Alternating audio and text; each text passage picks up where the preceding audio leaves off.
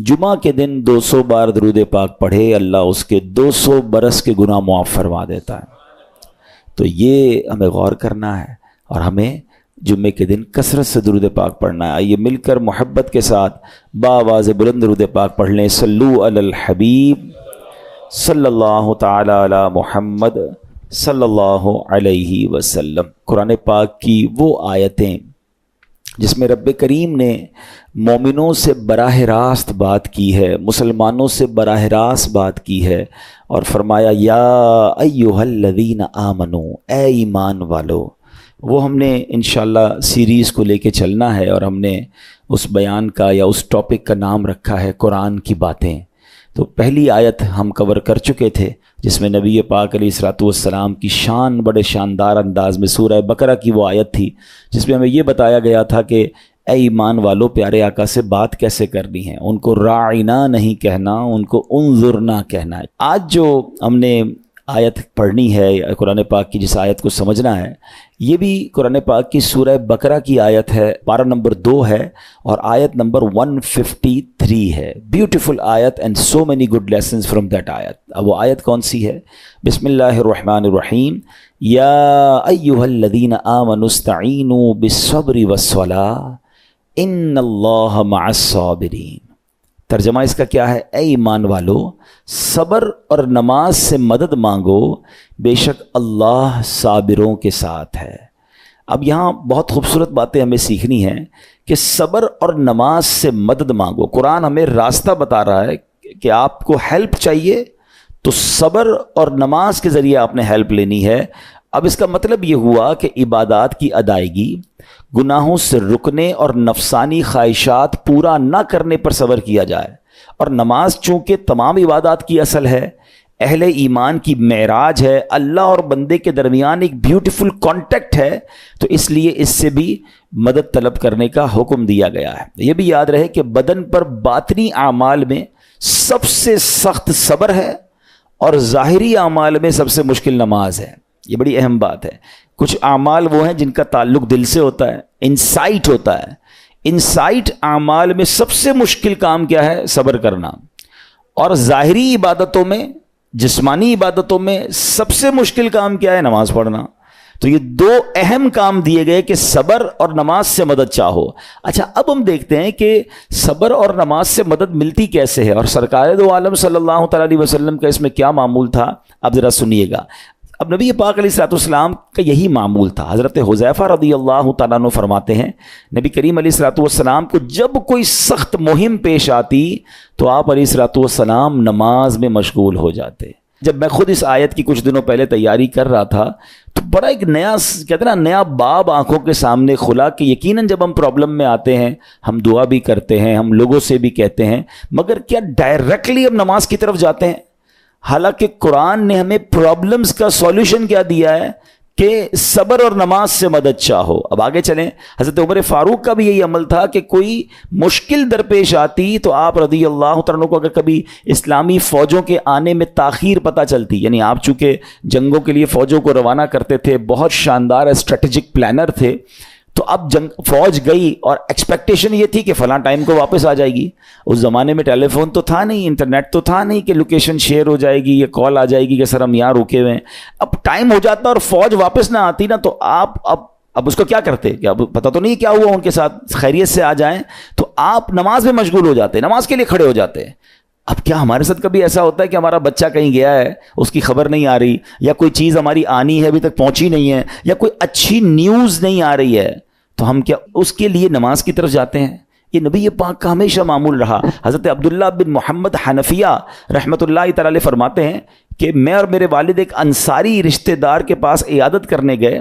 جب نماز کا وقت ہوا تو انہوں نے اپنے اہل خانہ میں سے کسی کو پکارا کہ اے لڑکی، وضو کا پانی لے آؤ اور ہمارے لیے نماز میں راحت پہنچاؤ، نماز پڑھ کر میں راحت پاؤں، جلدی سے وضو کا پانی لے آؤ۔ تو کہتے ہیں ہم نے ان انصاری شخصیت کے الفاظ پر بڑا تعجب کیا کہ نماز سے راحت کیسے ملتی ہے؟ تو انہوں نے کہا میں نے نبی پاک علیہ الصلوۃ والسلام کو فرماتے سنا ہے، اے بلال کھڑے ہو اور ہمیں نماز کے ذریعے راحت پہنچاؤ۔ And it means namaz is a relaxation for all of us. Namaz is the way to solve your problem. आपको जब कोई प्रॉब्लम आए ना, आप अल्लाह की बारगाह में नमाज के लिए खड़े हो जाए. मकरूह वक्त नहीं है, आप नवाफिल पढ़ना शुरू कर दें. आप देखिए नमाज हेल्प करेगी आपकी, नमाज से आपके लिए राहतें हो जाएंगी. आपकी हज़रत अब्दुल रहमान बिन औफ कितने बड़े सहाबी हैं रदी अल्लाह तआला. ये वो सहाबी हैं कि जो अशरा मुबशरा में से भी हैं. And he was billionaire on that time. सबसे अमीर सहाबा में जो नाम आते हैं वो हज़रत उस्मान गनी और हज़रत अब्दुल रहमान बिन औफ रदी अल्लाह तआला के नाम आते हैं. आपका एक बार बेहोशी गशी तारी हुई, ठीक है, अनकॉन्शियस हो गए आप. तो आपकी वालदा ने क्या किया? आपकी वालदा, लोग समझे कि आपकी जान निकल गई है, आपकी वालदा मस्जिद की तरफ चल पड़ी ताकि वहाँ जाके नमाज पढ़ें और उससे मदद हासिल करें. जब हज़रत अब्दुल रहमान बिन औफ को होश आया ना, तो लोगों ने कहा कि आपकी तबीयत कैसी है? तो आपने कहा क्या मुझ पर गशी तारी हो गई थी हैं? तो कहा जी. तो कहते हैं बेशक मेरी बेहोशी में मेरे पास 2 फरिश्ते आए और कहने लगे तुम चलते नहीं कि हम तुम्हें खुदा की बारगाह में ले जाएं और तुम्हारे बारे में फ़ैसले लिए जाएं. दूसरे फरिश्ते ने कहा इन्हें लौटा दो, ये उन अफराद में से है जिनके लिए इनकी माओं के पेट में ही सादतमंदी लिख दी गई थी, और अनकरीब अल्लाह ताला इनके ज़रिए इनकी औलाद को जब तक चाहेगा नफ़ा देगा. उसके बाद आप रदी अल्लाह तआला 1 महीना मज़ीद ज़िंदा रहे, उसके बाद इंतकाल हुआ. तो पता चला कि आपकी वालदा ने नमाज़ पढ़ी, अल्लाह से मदद मांगी और आपको अल्लाह ने एक नई ज़िंदगी अता फरमाई. तो आप अपनी ज़िंदगी में इस प्रैक्टिस को आज इस आयत से देखिए. हमने करना क्या है? हम जब बयान में आए तो सिर्फ बयान नहीं सुनना है, हमने अल्लाह ने मुझे कहा क्या है. हम इस टॉपिक को लेके इसीलिए चल रहे हैं ना कि मेरे रब ने डायरेक्टली मुझसे क्या बात की है. तो आज इस आयत में ये लेसन मिल रहा है कि जब किसी प्रॉब्लम में है, क्लैमिटी में है, तो अल्लाह की तरफ जाना है और नमाज से मदद चाहनी है. वस्तईनु बिस्सब्रि वस्सला. अच्छा, अब आप देखें प्यारे आका की नमाज की कैसी आदत थी. बादल गरजते थे, आंधी चलती थी, है किसी बुरी खबर की इतला आ रही होती थी, नबी पाक नमाज की तरफ चले जाते. अच्छा, आप मुझे बताएं नमाज इस्तिस्का क्या है? बारिश नहीं हो रही है, प्यारे आका नमाज पढ़ा रहे हैं. सूरज गहन हो रहा है, नबी पाक नमाज पढ़ा रहे हैं. चांद गहन हो रहा है, प्यारे आका नमाज की तरफ. यानी किस कदर अल्लाह की तरफ रुजू है. And when ever anything bad happen या गोइंग टू बैड हैपन, होने वाली लग रही है, कुछ बड़ा होने वाला है, हमें भी तो खबरें आ रही होती है ना कि भाई कल बहुत शदीद बारिश होगी, अल्लाह ना करे कोई और बुरी खबर एक्सपेक्टेशन है, आपको कारोबार में कोई ऐसी खबर आने का डर है, या आपकी कोई शिपमेंट जा रही है, वॉट एवर आप चाहते हैं हर चीज बेहतर हो जाए. कुरान ने फॉर्मूला दिया ना, वस्तईनु बिस्सब्रि वस्सला. अल्लाह ने डायरेक्टली मुझे और आपको कहा है. तो from now onwards make your practice कि मैंने इंशाअल्लाह नमाज से मदद लेनी. और आप अपनी आंखों से देखेंगे और आप अल्लाह से अर्ज भी करें कि अल्लाह तूने कुरान में कहा है मदद ले, मैंने खड़ा हो गया नमाज के लिए.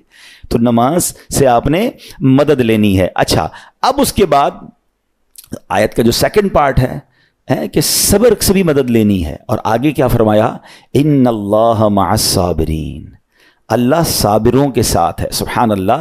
इसका मतलब यह हुआ कि अल्लाह ताला अपने इल्म कुदरत के साथ वैसे तो हर किसी के साथ है, लेकिन यहां सब्र करने वालों का खास जिक्र इसलिए हुआ ताकि इन्हें मालूम हो जाए कि अल्लाह ताला इनकी मुश्किलात को दूर फरमा देगा. मगर करना क्या है? सब्र करना है. अच्छा, अब सब्र के बारे में 2 बातें बड़ी अहम हैं कि सब्र नॉर्मली हम जब भी सब्र के बारे में सुनते हैं तो सब्र हम कहते हैं यार तकलीफ आई है सब्र करो. यकीनन ये भी सब्र है, मगर सब्र की एक और किस्म भी है जो उससे भी सुपीरियर है, जो उससे भी अफजल है. और वो क्या है? गुनाह के लिए दिल चाहे, हराम के लिए दिल चाहे, नफसानी ख्वाहिशात बुरा काम करवाना चाह रही हैं और बंदा उस पर सब्र करे. ये सब्र जो है ना, ये शरीयत को और महमूद है और बड़ा अफजल है कि इंसान को जी चाहे कि फला गुनाह करना है मगर वो उस पर सब्र करे. और दूसरा सब्र वही है जो हम जानते हैं कि कोई मुसीबत आ जाए, कोई आफत आ जाए, कोई हमारा अल्लाह ना करे किसी से लड़ाई हो जाए, हमें कोई बुरा भला कहे, हम उसे माफ़ कर दें, सब्र करें. या जिस्मानी तकलीफ है, कारोबार में प्रॉब्लम है, हम अल्लाह की रज़ा पर राज़ी रहें. तो ये 2 किस्म के सब्र हैं. और जब कोई बंदा सब्र करता है ना, तो कुरान और हदीस और बुजुर्गान दीन के अकवाल से मैं अब आप उसको इसके 10 फ़ायदे बताना चाहता हूँ. मैं कहता जाऊँगा, आप अल्लाह के ज़िक्र की नीयत से सुबहान अल्लाह भी कहते रहें, जन्नत में दरख्त भी लगाते रहें. ठीक है? अल्लाह ताला सब्र करने वालों के साथ है. सब्र करने वाले को उसके अमल से अच्छा अजर मिलेगा. सब्र करने वाले को बेहिसाब अजर मिलेगा. सब्र करने वालों की जज़ा देखकर क़यामत के लोग हसरत करेंगे. सब्र करने वाले रब्बे करीम की तरफ से दुरूद व हिदायत और रहमत पाते हैं. सब्र करने वाले अल्लाह को महबूब हैं. सब्र आधा ईमान है. صبر جنت کے خزانوں میں سے ایک خزانہ ہے. صبر کرنے والے کی خطائیں مٹا دی جاتی ہیں اور صبر ہر بھلائی کی کنجی ہے. اب آتے ہیں ان دونوں صبر کو تھوڑا سا ڈیفائن کرتے ہیں. ایک نفسانی خواہشات، گناہ کا جی چاہتا ہے، کیونکہ نفس ہے نا وہ تو ہر وقت موج مستی چاہتا ہے، وہ تو ہر وقت چاہتا ہے جناب بس یہ بھی کام کر لوں وہ بھی کر لوں. اب مجھے یہ دیکھنا ہے کہ میرا یہ کام اللہ کو راضی کرے گا یا رب کو ناراض کر دے گا. لیکن جو نفسانی خواہشات پر صبر کرتا ہے نا، گناہ سے اپنے آپ کو بچاتا ہے. قرآن کیا کہتا ہے؟ وَأَمَّا مَنْ خَافَ مَقَامَ رَبِّهِ وَنَهَى النَّفْسَ عَنِ الْهَوَىٰ فَإِنَّ الْجَنَّةَ هِيَ الْمَأْوَىٰ. اور رہا وہ جو اپنے رب کے حضور کھڑے ہونے سے ڈرا اور نفس کو خواہش سے روکا تو بے شک جنت ہی اس کا ٹھکانہ ہے. دل چاہ رہا ہے، شیطان کہہ رہا ہے کر لے، کوئی دیکھنے والا نہیں ہے، علاقہ بھی چینج کر لیا، شہر بھی تبدیل ہو گیا، nobody here to watch you، مگر اللہ دیکھ رہا ہے. اچھا نارملی اگر غور کریں ہم گناہ کرتے کیوں ہیں؟ جتنے بھی گناہ ہیں، what ever the list of گناہ اٹھائیے، کوئی شراب پیتا ہے، کوئی بدکاری کرتا ہے، معاذ اللہ کوئی جوا کھیلتا ہے، کوئی جناب بے حیائی کرتا ہے، گندی چیزیں دیکھتا ہے یا جھوٹ بولتا ہے، واٹ ایور. ان تمام گناہوں میں تھوڑی سی لذت ہے، ٹیسٹ. ٹھیک ہے، غیبت میں بھی ٹیسٹ ہے، بلکہ کتابوں میں آیا کہ غیبت میں شراب سے بھی زیادہ مزہ ہے، جبھی تو بندہ چھوڑتا نہیں ہے. اچھا لیکن یہ تمام ٹیسٹ میں ایک بڑی اہم بات اب میں کہنے جا رہا ہوں. یہ بزرگ نے بڑی کمال کی ایک ون لائنر ہمیں دے دیا ہے. وہ کہتے ہیں کبھی بھی لذت کے لیے گناہ مت کرنا، کیونکہ لذت ختم ہو جائے گی، گناہ کا جواب اور پنشمنٹ باقی رہ جائے گی. اب آپ اس فارمولے کو سامنے رکھیں کہ جب بھی ہم گناہ کرتے ہیں فیو منٹس یا فیو آورز کی ایک انجوائمنٹ ہے، آفٹر دیٹ انجوائمنٹ ختم، مگر اس کا جواب باقی ہے، عذاب باقی ہے، اللہ نہ کرے اللہ ناراض ہوا تو پنشمنٹ باقی ہے. تو کیا فرمایا؟ انجوائمنٹ کے لیے گناہ مت کرنا، انجوائمنٹ ختم ہو جائے گی، عذاب باقی رہ جائے گا. اور اگلا سینٹنس کتنا خوبصورت ہے، فرماتے کبھی بھی تکلیف کی وجہ سے نیکی مت چھوڑنا، تکلیف ختم ہو جائے گی، اجر باقی رہ جائے گا. اب مثال دیتا ہوں، اس کی 2-3 ایگزامپل سمجھیے. گناہ کی ایگزامپل تو آپ سمجھ گئے کہ کوئی بھی تھوڑی دیر کا گناہ کرتا ہے، لذت پاتا ہے، وہ گناہ ختم، عذاب باقی. اب نیکی میں کیا ہوتا ہے؟ فجر کے لیے اٹھنا، نیند آ رہی ہے، دل نہیں چاہ رہا، آپ اٹھے، آپ نے وضو کیا، فجر پڑھا، وہ اٹھنے کی تکلیف تو ختم ہو گئی نا، واپس سونا ہے تو سو جائیے، مگر فجر کا اجر اور ثواب باقی رہ گیا ہے. رمضان کے روزے ڈیفیکلٹ ہیں لیکن افطار کے بعد تکلیف ختم ہو جاتی ہے، ہم کھاتے پیتے ہیں، موج کرتے ہیں، مگر ثواب باقی رہ جاتا ہے. کبھی کبھی آپ کو کوئی مسجد کے میں بلاتا ہے، یار چلو بھائی بیان ہو رہا ہے، اجتماع ہو رہا ہے، کوئی نیکی کی بات ہو رہی ہے، نہیں یار دل نہیں چاہ رہا، آپ آ گئے، آدھے 1 گھنٹہ بیٹھے پھر چلے گئے، وہ آپ کا جو ٹینشن تھا یا پریشر تھا وہ ختم ہو گیا، مگر ثواب باقی رہ گیا. تو اب اس فارمولے کو یاد رکھیے گا، جب بھی گناہ آپ کی طرف آئے نا، آپ سوچیں کتنی دیر کا فائدہ ہے. 1 گھنٹہ دوستوں کے ساتھ بیٹھوں گا، بری باتیں کروں گا، 2 گھنٹے فلم دیکھوں گا، 2 ڈھائی 3 گھنٹے، بس اس کے بعد جواب تو باقی ہے نا، قیامت تک اللہ کو جواب دینا پڑے گا. نہیں یار مجھے انجوائمنٹ کے لیے گناہ نہیں کرنا ہے. اور جب کوئی نیکی کا کام آئے اور آپ کو لگے یار دل نہیں چاہ رہا، مزہ نہیں آ رہا، بوریت ہوگی، چھوڑنا یار، تو بندہ سوچے کتنی دیر کی نیکی ہے، آدھے گھنٹے کی، 1 گھنٹے کی، بس 2 گھنٹے کی، اور ثواب باقی رہ جائے گا. Let's do it. اگر یہ بات سمجھ آ گئی نا آپ کو تو انشاءاللہ دیکھیے گا گناہ سے بچنا اور نیکیاں کرنا آسان ہو جائے گا. تو اب کیا فرمایا قرآن نے کہ جس نے اپنے نفس کو روکا، کیا خوبصورت آیت ہے، وَأَمَّا مَنْ خَافَ مَقَامَ رَبِّهِ وَنَهَى النَّفْسَ عَنِ الْهَوَىٰ، اور رہا وہ جو اپنے رب کے حضور کھڑے ہونے سے ڈرا اور نفس کو خواہش سے روکا تو بے شک جنت ہی اس کا ٹھکانہ ہے. اور ایک اور جگہ کمال سے فرمایا وَلِمَنْ خَافَ مَقَامَ رَبِّهِ جَنَّتَانِ، مبارک ہو ان کو جو اللہ سے ڈرتے ہیں نا، صبر کرتے ہیں، گناہ نہیں کرتے، رک جاتے ہیں. قرآن کہتا ہے جو اپنے رب کے حضور کھڑے ہونے سے ڈرے اس کے لیے 2 جنتیں ہیں، 1 نہیں 2 جنتیں ہیں. سورہ رحمان کی آیت ہے. تو پتا چلا کہ نفس کو روکنا یہ آسان بھی نہیں ہے، ہاں دل بہت چاہتا ہے، مگر یہ صبر جو ہے نا، ان اللہ مع الصابرین کا جو معراج ہے، جو ٹاپ آف دا لسٹ صبر ہے، وہ یہ صبر ہے. اچھا اب آتے ہیں ایک اور صبر کی صورت کہ اب آپ کو کسی نے غصہ دلا دیا، برا بھلا کہا، یا آپ کے مزاج کے خلاف بات ہو گئی، اب آپ نے روکنا ہے اپنے آپ کو. اب غصے کا اظہار نہیں کرنا، لڑائی نہیں کرنی، گالی کا جواب گالی، اینٹ کا جواب پتھر، انگریزی کا مقولہ ہے نا ٹٹ فار ٹیٹ، جیسے کو تیسا نہیں، یہ ہماری شریعت ہمیں نہیں سکھاتی. اچھا آج کل کسی کو کہو نا یار آپ کیوں یار لڑائی کر رہے ہیں، بھائی میں جواب نہ دوں تو لوگ سمجھیں گے کمزور آدمی ہوں، مجھے اپنا روب بھی تو رکھنا ہے، میں بھی تو پتہ چلے کون ہوں، اپنا بتاؤں تو صحیح کون ہوں. سچی بات پتہ ہے کیا ہے، جو ٹٹ فور ٹیٹ کرتا ہے, گالی کا جواب گالی سے دیتا ہے نا, وہ واقعی بتا دیتا ہے وہ کون ہے. وہ اپنا تعارف کروا رہا ہوتا ہے کہ یہ بھی ایسا ہے, میں بھی ویسا ہی ہوں. او بھائی. اچھا پھر ایک اور عجیب جملہ بڑا مشہور ہے آج کل, جناب ہم شریف کے ساتھ شریف ہیں, ہم بدماش کے ساتھ بدماش ہیں. مجھے آج تک سمجھ نہیں آئی یہ کون سا بٹن لگا ہوا ہے آپ کے اندر کہ شریف کے ساتھ آپ شریف ہو جاتے ہیں, بدماش آتا تو آپ بھی بدماش ہو جاتے ہیں. جناب والا, شریف آدمی شریف کے ساتھ بھی شریف ہوتا ہے, بدماش کے ساتھ بھی شریف ہوتا ہے. جب بھی تو وہ غلط آدمی اچھا ہوگا نا. نبی پاک علیہ الصلوۃ والسلام نے گالیاں سن کر دعائیں دی ہیں, پتھر برسانے والوں کو بھی دعائیں دی ہیں, مگر ہم تو تیار ہی رہتے ہیں, یار میں بتاؤں گا اس کو میں کون ہوں, ایک گالی دی ہے میں اب اس کے ساتھ پشتوں کو گالیاں دوں گا. تو پھر آپ بھی ویسے ہی ہو گئے نا جناب. حدیث پاک کیا ہے, ہو از مور اسٹرانگر, ہو از مور پاورفل. اللہ کے حبیب علیہ الصلوۃ والسلام فرماتے ہیں کہ بہادر وہ نہیں, یہ بخاری شریف کی حدیث ہے, بہادر وہ نہیں جو پہلوان اور دوسرے کو پچھاڑ دے, بلکہ بہادر وہ ہے جو غصے کے وقت اپنے آپ کو قابو میں رکھے. اصل بہادری یہ ہے. تو اگر آپ نے واقعی صبر سے مدد لینی ہے, ان اللہ مع الصابرین کا مجدہ لینا ہے, تو بدلے نہیں لینا ہے, معاف کرنا ہے. ذرا مل کر میرے ساتھ شب قدر کی دعا دہرائیے گا. اللہم انک عفو کریم تحب العفو فاعف عنی. اللہم انک عفو کریم تحب العفو فاعف عنی. اللہم انک عفو کریم تحب العفو فاعف عنی. What is the meaning? اس دعا کا معنی کیا ہے؟ اللہم انک عفو, اے اللہ تو معاف کرنے والا ہے, تحب العفو, معافی کو پسند کرتا ہے, فاعف عنی, اللہ مجھے بھی معاف کر دے. ہم کیا کہہ رہے ہیں اللہ سے, اللہ مجھے معاف کر دے, میرے سارے اگلے پچھلے گناہ معاف کر دے. مگر دیر از اے کوسچن, آپ نے معاف کر دیا سب کو؟ بندہ کہتا نہیں میں تو انتظار میں بیٹھا ہوں, میں تو موقع کی تلاش میں, بس موقع ملے پھر بتاؤں گا میں کون ہوں. ہاتھ میں آ نہیں رہا بندہ, ٹرائی کر رہا ہوں کسی جگہ آ جائے, بس کوئی اس کے پیسے ویسے آ جائیں, کوئی اس کا معاملہ میرے پاس آ جائے, بس پھر دیکھو کیا کرتا ہوں. بیٹھے اس انتظار میں بیٹھے بہت سارے لوگ, کمال ہے یار. یعنی دشمنیاں پالی ہوئی ہیں, رشتہ داریاں کاٹی ہوئی ہیں, دوستوں کے پاس جا نہیں رہے ہیں, میاں بیوی میں لڑائی ہے, ایک سوری کے لیے بیوی گھر بیٹھی ہے, وہ کہتی شوہر سوری کہہ دے تو میں آ جاؤں گی, شوہر کہتا ہے بیوی معافی مانگ لے تو میں لے آؤں گا. ارے بھائی کوئی بھی آگے بڑھ کے معافی کر لو بھائی, اللہ سے معافیاں مانگ رہے ہو, بندوں کو معاف کرنے کے لیے کوئی تیار نہیں ہے. مجھے خود بتائے نا یہ کیسی دعا ہے کہ اے اللہ تو مجھے معاف کر دے, میں نے کسی کو معاف نہیں کرنا.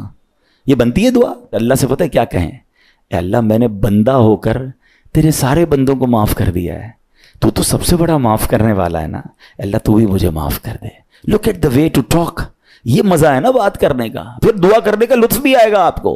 تو دشمنیاں نہ رکھیں, غصے پر قابو پائیں, معاف کریں. ایک حدیث سن لیجئے, لرزا دیتی ہے, ڈرا دیتی ہے. اللہ کے نبی علیہ الصلوۃ والسلام فرماتے ہیں جو رحم نہیں کرتا اس پر رحم نہیں کیا جاتا. حدیث کا خلاصہ ہے. اور جو معاف نہیں کرتا اسے معاف نہیں کیا جاتا. اب بتائیے, ہم معاف کرتے ہیں, ہم رحم کرتے ہیں, ہم کہتے ہیں اللہ ہم پر رحم کرے, ہم کسی پر رحم نہ کریں. نہیں ہوگا رحم, پہلے اپنے اندر تو لائیے یہ باتیں. اب ایک آیت سنیے گا, اس کے تحت ایک واقعہ, اور پھر میں بیان کو کنکلوڈ کرتا ہوں.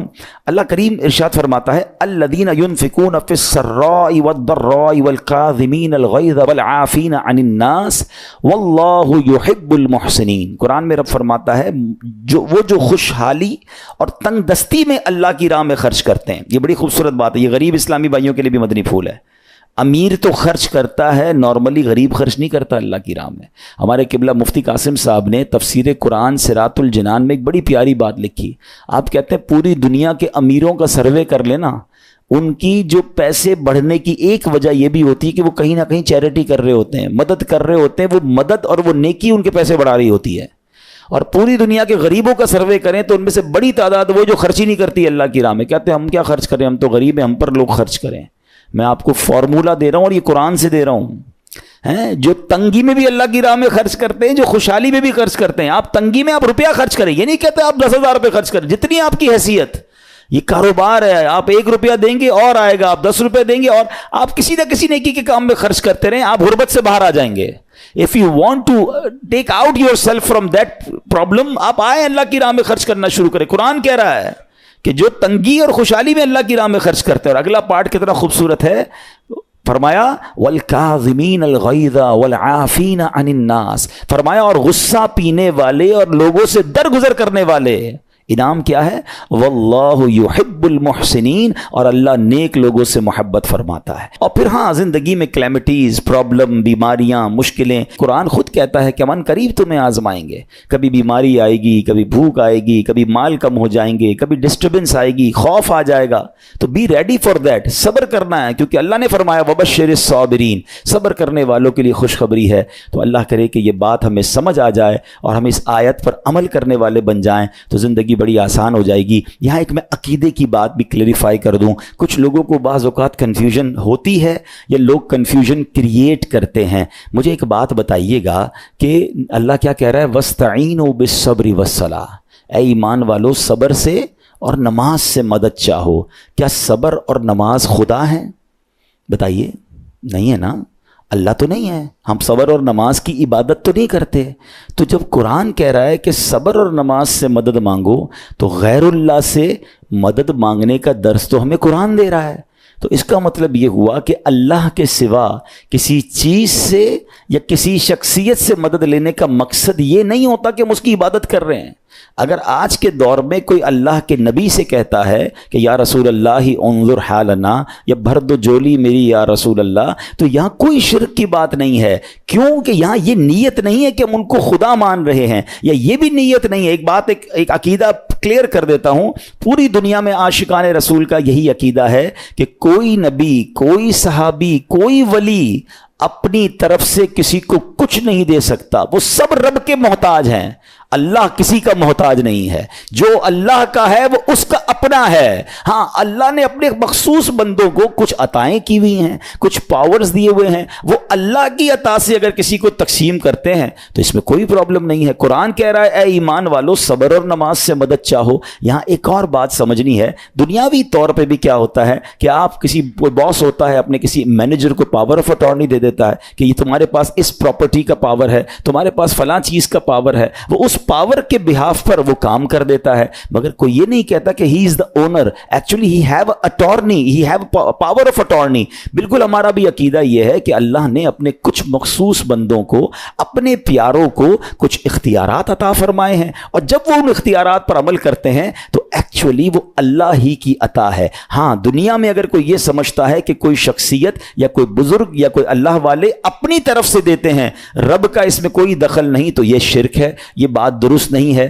ہمارا سب کا عقیدہ یہ ہے کہ جو کچھ دنیا میں اگر کسی ولی، نبی، صحابی کے پاس ہے وہ رب کا دیا ہوا ہے، رب کی عطا ہے، رب ان کو دیتا ہے، رب کو کوئی نہیں دیتا، رب کے پاس جو کچھ ہے وہ اس کا اپنا ہے۔ تو یہ کانسیپٹ بھی کلیئر ہوتا ہے قرآن پاک کی اس آیت سے۔ اللہ کریم سے دعا کرتے ہیں رب کریم ہم سب کی حاضری کو اپنی بارگاہ میں قبول فرمائے۔